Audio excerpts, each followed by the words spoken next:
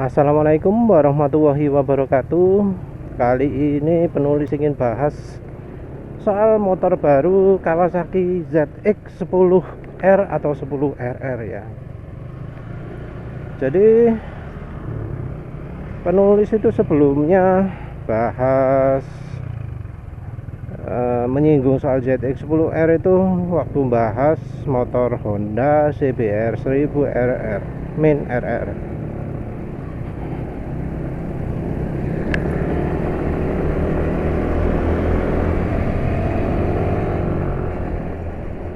Jadi sebelumnya itu penulis ya memuji ya, walau harganya lebih murah tapi ZX10R itu lebih hebat dari CBR 1000RR Min RR.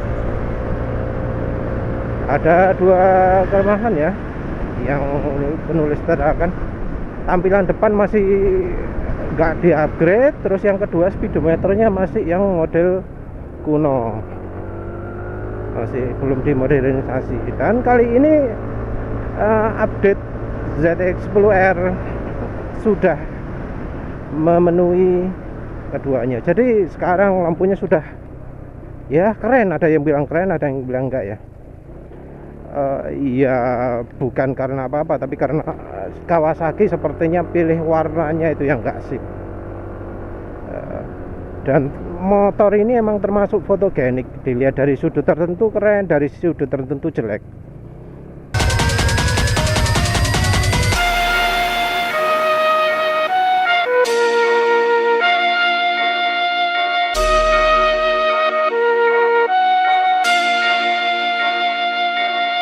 Ini ngomong bagian depan tok ya.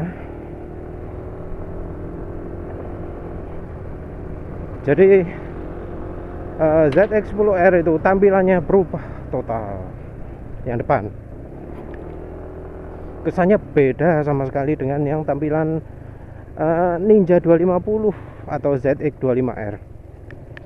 Beda.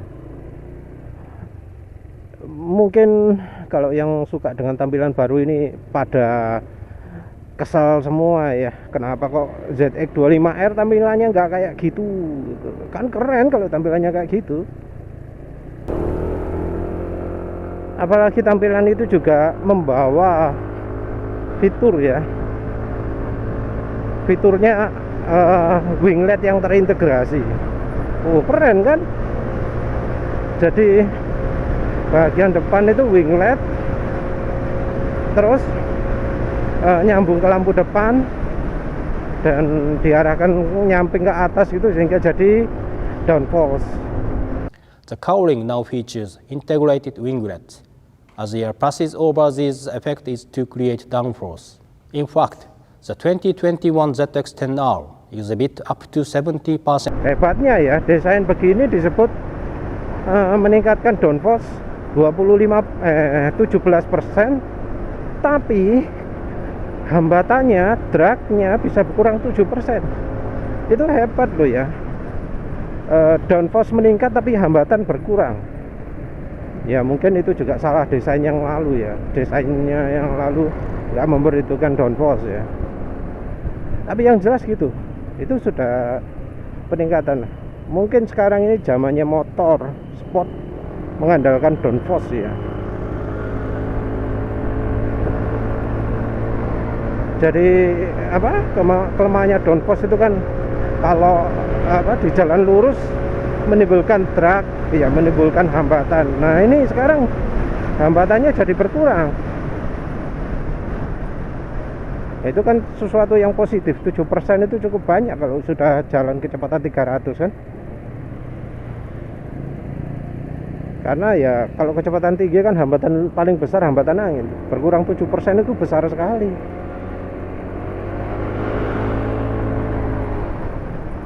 Termasuk signifikan.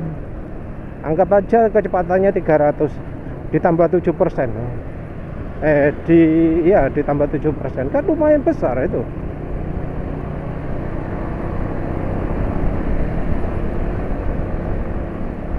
Jadi top speed pastinya akan meningkat ya. Terus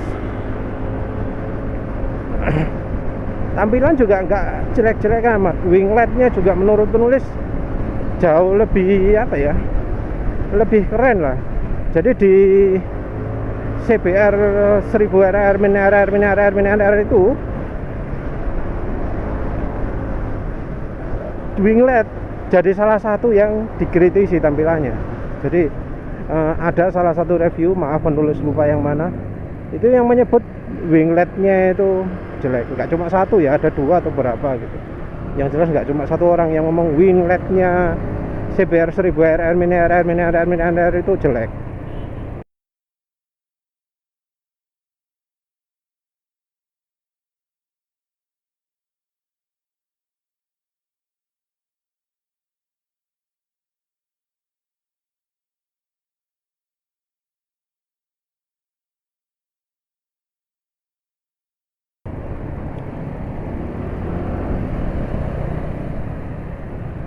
Jadi ya mungkin ada manfaatnya, apalagi itu bisa di on sama di off, canggih ya.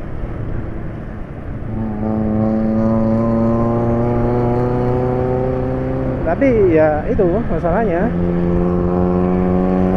dari sisi tampilan orang malah nggak suka.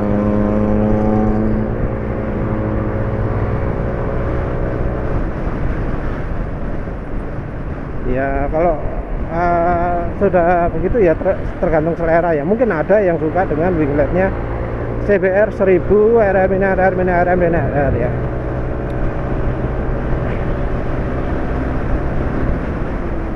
Tapi kalau soal kemampuan ya, kita bicara soal Kawasaki nih. Kawasaki adalah juara dari WSBK, mendominasi di WSBK.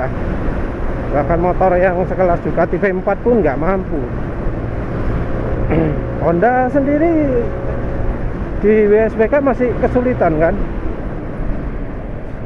Jadi satu lagi nih yang penulis kagumi dari Kawasaki, radiologi, jadi apa, ergonomi.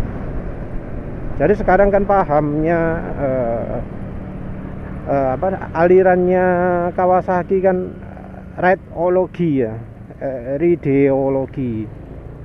Jadi radiologi ini prinsip mereka adalah membuat kendaraan nyaman dipergunakan. Dan rupanya motor versi ZX10R ini pun juga ditingkatkan kenyamanannya. Jadi fokusnya bisa dibilang berlawanan sekali dengan CBR. CBR itu dulu terkenal sebagai motor yang paling nyaman di jalan. Nah, semenjak versi barunya CBR 1000 RR Mini RR itu enggak. Jadi fokusnya jadi lebih ke lintasan. Jadi CBR nggak usah sebut panjang yang banget namanya itu. CBR itu fokusnya lebih ke yang apa?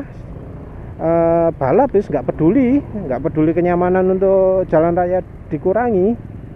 Yang penting bisa kencang di lintasan.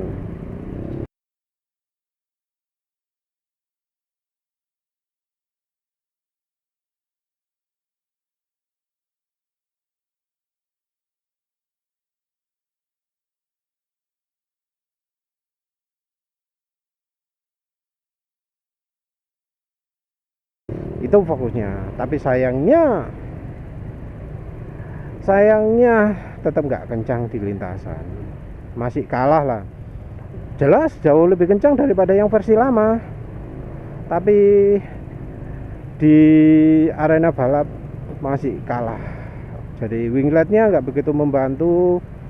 Problemnya bukan karena downforce-nya kurang ya, tapi penyakitnya sama dengan yang di MotoGP. Ya kemungkinan karena tim desainernya itu ngopi paste dari MotoGP untuk soal rangka ya, soal desain. Padahal mesinnya inline loh ya, nggak bisa ngomong kalau apa mesin V4 itu beloknya susah. Yang inline pun beloknya susah kalau yang desain Honda. Jadi ini kalau unsur balap ya, kalau katanya pembalap loh ya, katanya Alvaro Bautista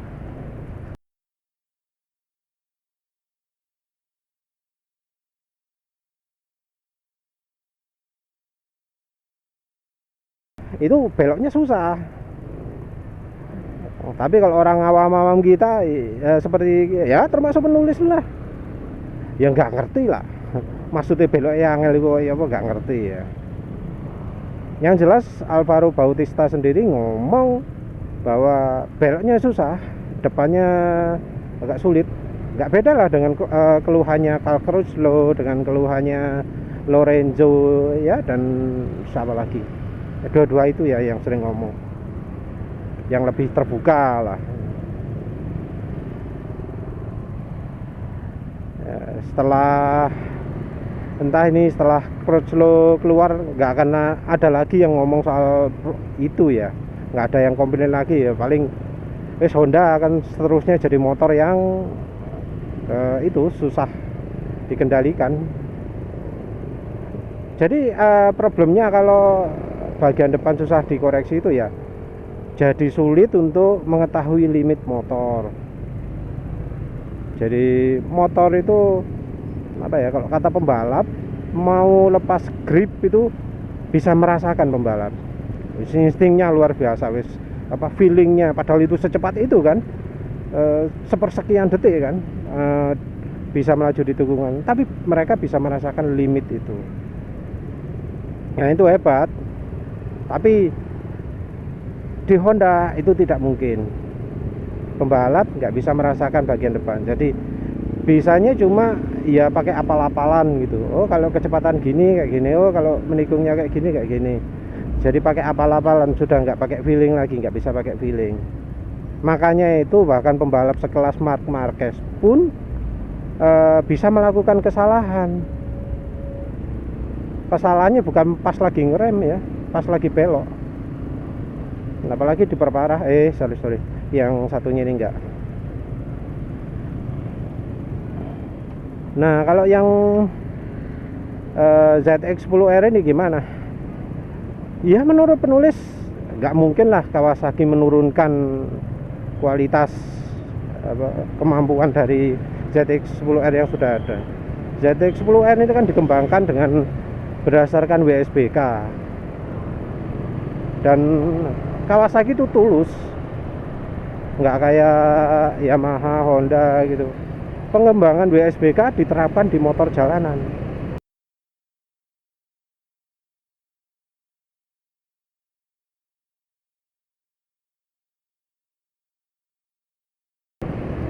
Kan beda dengan di MotoGP ya.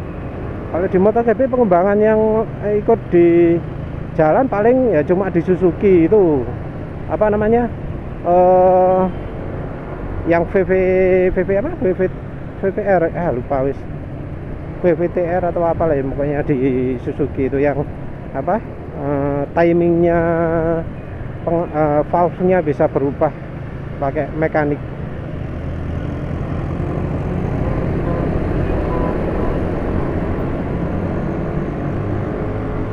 Jadi secara kemampuan ya nggak mungkin lah yang ZX-10R itu turun. Beloknya sudah hebat. Nah sekarang jadi makin hebat lagi karena ya selain dari downforce ditambah, mesin-mesin juga di-upgrade. Jadi komponen apa namanya itu, pelang itu namanya fender apa ya itu. Jadi komponen balap pelangnya jadi makin banyak.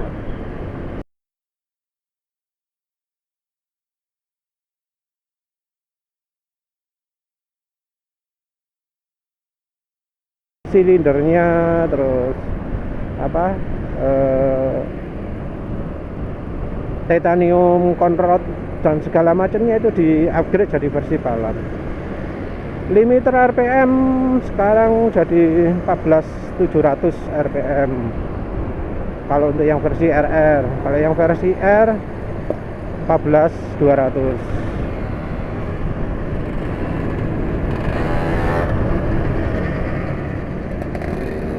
Ya lumayan lah. Tapi ya yang jelas satu yang kelemahannya itu sudah benar-benar dibenahi, yaitu soal speedometer. Sudah full TFT, terus bisa konektivitas. ke smartphone. Punya Honda belum ya? Punya Honda kayaknya belum. Terus selain itu apa namanya, ada navigasi kalau nggak salah. Enggak sih, nggak ada navigasi. Nggak tahu lagi sih, detail-detail belum muncul ya. Navigasi nggak ada, tapi bisa berubah warna. Jadi warnanya latar belakang hitam bisa, latar belakang putih bisa. Cuma sayang, memang kuncinya nggak kayak punya CBR ya. Jadi kalau CBR kan ada pakai kilas, terus pakai tombol start khusus yang gede ditaruh sebelah kiri. Sayangnya ya, yang ZX10R ini kuncinya loh ditaruh tengah-tengah.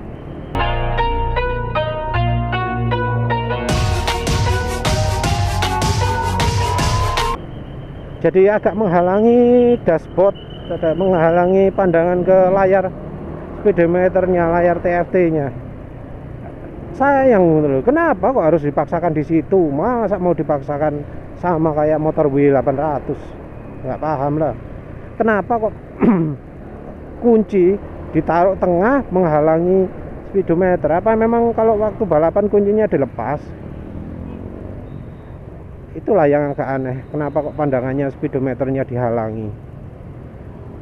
Ini terkesan kayak nggak bisa move on. Kunci kenapa kok harus di tengah, nggak bisa di samping tak?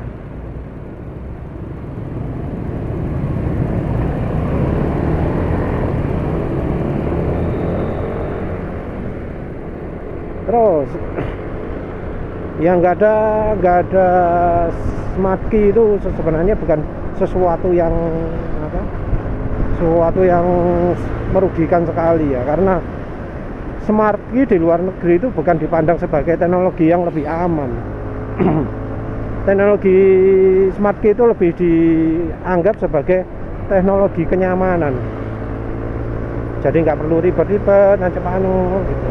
Cuma dari sisi keamanan di luar negeri itu justru kendaraan pakai smart key itu yang gampang dibajak. Pakai teknologi cloning itu ya. Sinyalnya di intercept, terus dikirimkan ke ECU-nya. Jadi seakan-akan kuncinya ada padahal enggak. Oh, namanya elektronik sinyal ya, bisa mudah diganti.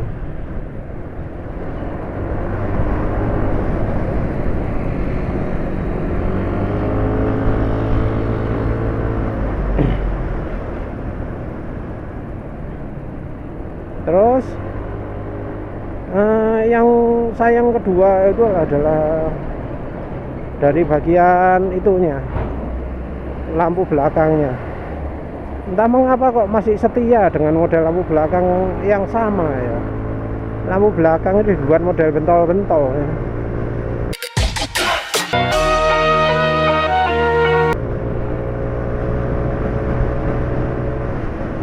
Jadi bentol-bentolnya ya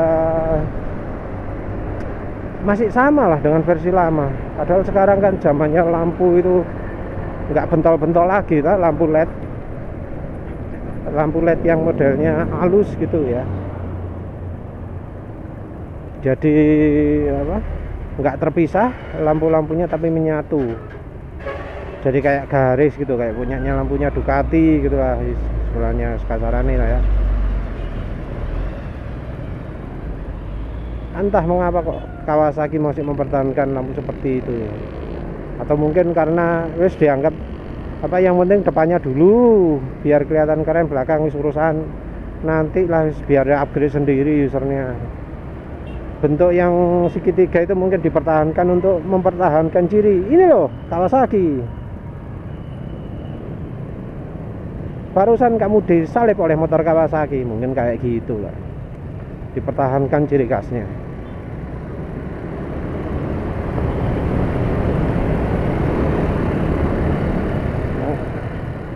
Kalau kelemahan lain mau bilang apa ya?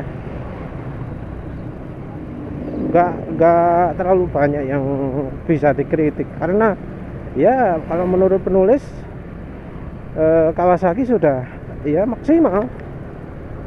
Dari sisi kemampuan balap, versi RR-nya ditingkatkan, di komponen balapnya ditambah, sehingga ya nanti jelas di WSBK ini tenaga Kawasaki jadi makin meningkat. Padahal kita tahu sendiri bahwa walau tenaganya nggak sebesar Ducati, Kawasaki itu bisa menang. Yang bikin menang bukan tenaga ya, tapi penyaluran tenaganya, traction controlnya. Jadi traction controlnya Kawasaki itu kan hebat ya. Sudah nggak berdasarkan sensor deteksi saja, nggak cuma oh ini ban lepas grip tenaga dikurangi, tapi sudah pakai sistem prediksi.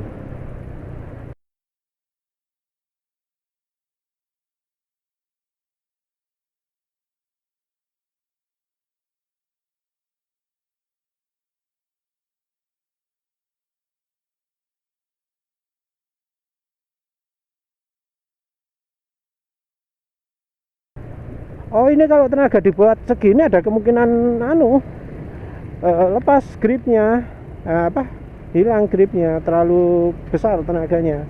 Ya wes agak kurangi dikit aja. Jadi ya itulah canggihnya ECU-nya Kawasaki. Kalau misalnya permukaan aspalnya ini konsisten ya, sistem itu akan bekerja sangat baik ya. Karena dia akan mendeteksi grip yang maksimal. Untuk pertama mungkin belajar dulu, ini kelebihan, ini kurang gitu. Jadi makin lama dia akan makin akurat. Entah tuh ngerisetnya kapan ya, mungkin ada tombol khusus untuk reset, untuk reset tuh untuk membalikkan settingan awal lagi ya. Mungkin kalau pindah track, pindah lintasan, pindah sirkuit, bisa disetel untuk ayo belajar mulai dari awal lagi gitu. Jadi grip bisa jadi sangat maksimal. Itu hebatnya punya Kawasaki. Kalau punya Honda kan belum ada sistem prediksi gitu kan, masih pasif, masih ini hilang grip, matikan tenaganya, ini sudah ngegrip lagi, balik lagi, tingkatkan tenaganya, kayak gitu. Jadi nggak ada prediksinya. Mau diprotes bagaimana? Lawang sudah canggih. Jadi teknologinya terus dikembangkan kan kalau di ZX10R itu. Apalagi soal harga. Harganya ZX10R itu kalau dalam pound sterling 16, berapa, 16,5 gitu ya. Yang punya Honda CBR 1000 RR Mini RR yang versi biasa itu 19.000 pound sterling. Penulis nggak bisa cari harga euro, pakai harga pound sterling aja ya. Sementara yang Ducati V4 itu harganya sama, sekitar 19,9 pound sterling juga. Jadi ZX10R dengan kemampuannya yang lebih hebat, dengan sistem elektronik lebih hebat, itu harganya lebih murah, beberapa persen lebih murah. Berapa? 10% mungkin ya, lupa menulis. 10% lebih murah daripada CBR, lebih murah daripada Ducati V4. Tapi tentu ya kalau dipakai untuk balapan bukan versi jalannya yang dipakai ya, versi RR. Nah versi RR nya ini harganya mendekati punya Ducati sih, 24, agak lebih mahal daripada CBR SP. Jadi untuk versi balapnya itu lebih mahal daripada punya CBR. Lebih murah tapi dari punya Ducati. Soalnya yang punya Ducati yang dibandingkan itu yang versi S. Penulis nggak nemu yang harga versi R nya berapa ya. Harga versi R nya tentu lebih mahal lagi karena ada winglet carbon dan seterusnya lah. Oh ya, bicara dari sisi winglet, terus terang ya, wingletnya Kawasaki itu lebih keren ya, nggak kelihatan, menyatu dengan tampilan, terlihat bagus lah. Kalau Ducati V4 mungkin ada yang suka ya, ada yang merasa itu merusak penampilan. Kalau yang di CBR jelas merusak penampilan ya. Terus untuk soal tenaga penulis nggak bisa bandingkan ya. Yang jelas pasti kan dituning lagi, belum lagi ada pembatasan RPM dan macam-macam. Nggak tahulah nanti ya, mungkin dibanding dengan Ducati sudah nggak begitu beda banyak lagi lah. Walau di atas kertas 203, terus Ducati itu di atas kertas 220 HP. Kalau sudah balap kan ya bisa ditingkatkan lagi kan performanya. Apalagi dengan komponen yang sudah khusus untuk balap.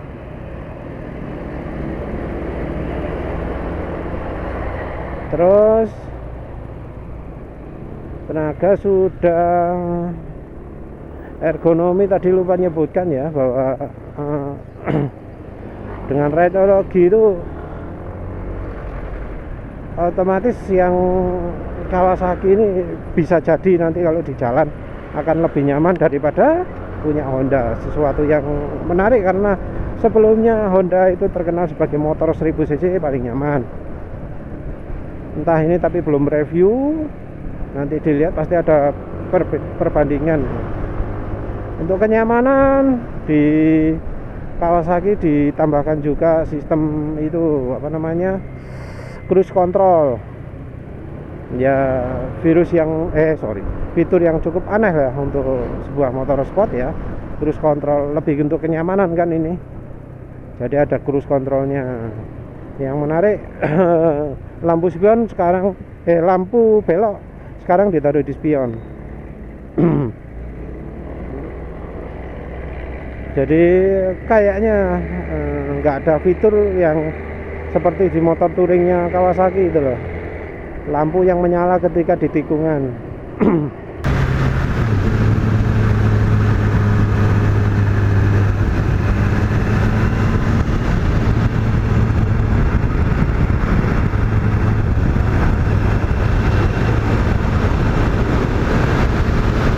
Yeah, main beam's not too bad. Main beam and a cornering light. Yeah, cool. Oh, jadi yang motor touring Kawasaki itu kan ada apa spesial ya, lampu yang bisa menyala di tikungan. Itu yang di versi sport ini nggak ada. Ya mungkin dianggap nggak butuh ya. Sepertinya motornya dibuat sedemikian rupa sehingga kalau pengen modif jadi balap itu gampang. Tinggal lepas lampu, ganti stiker, wis beres. Spion ya tinggal dilepas, nggak usah mikirin lampu belok lagi.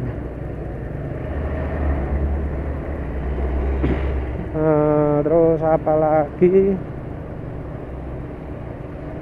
Ya kayaknya sudah makin sempurna ya. Jadi dari sisi speedometer sudah digital, lampu depan sudah LED yang apa, sudah cukup bagus, nggak malu-maluin lah, masih termasuk lebih keren lah daripada tampilannya Ninja 250 atau ZX 25R itu. Ya mungkin sekarang jadi pemilik ZX 25R yang mungkin mangkel ya, kesel. Kenapa kok lampunya nggak dibuat kayak gitu? Kenapa speedometernya kok nggak dibuat full TFT kayak ya ZX 10R? Ya tentu bagus kalau itu dituruti ya, paling nggak dari sisi tampilan lah. Karena sekarang ini kan tampilan depan itu merupakan salah satu kelemahannya ZX 10R ya, 25R. Tenaga sering diprotes sih. Suara itu yang sangat dikagumi. Oh ya, soal suara, ZX 10R itu suaranya mantap juga. nggak kayak suara-suaranya CBR atau apalah.